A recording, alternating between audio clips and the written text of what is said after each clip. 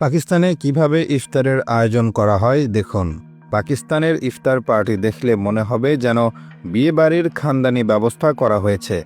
মাংস, পোলাও, কোরমা থেকে শুরু করে দই মিষ্টি কিংবা গরম থেকে ঠান্ডা সব ধরনের খাবারের আয়োজন করে তারা। মাগরিবের আজান দিতেই কয়েকশো মানুষ একসাথে বসে ইফতার করে। আয়োজন প্রথমে শুরু হয় গরুর মাংস দিয়ে।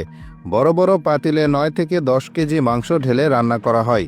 এরপর দেওয়া হয় আদা রসুন বাটা মেশানো পানি, পেঁয়াজ, টমেটো, মরিচ কুচি করে কেটে দেওয়া হয় এতে। আরও দেওয়া হয় দারুচিনি, এলাচ, তেজপাতা। হলুদ আর পানি ঢেলে শুরু হয় মাংস রান্না। এছাড়া আলাদা করে বিফ কোরমা রান্না করা হয়। এটা বানানোর জন্য পাতিলে দেওয়া হয় মাংস, তেল, দই, মরিচ, লবণ, গরম মশলা আর হলুদ। অন্যদিকে ছোলা বুট ও চাল আলাদা পাতিলে পানির মধ্যে ভিজিয়ে রাখা হয়। পাকিস্তানি ইফতার পার্টির বিশেষ আরেকটা রেসিপি হচ্ছে আলু বোখারা চাটনি। এর জন্য পাতিলে অনেকগুলো আলু বোখারা দিয়ে পানি ঢালা হয়। এরপর এলাচ আর লবণ দিয়ে বানানো হয় আলু বোখারা চাটনি। আলু চানা চাট নামে আরেকটা রেসিপি রান্না করা হয়।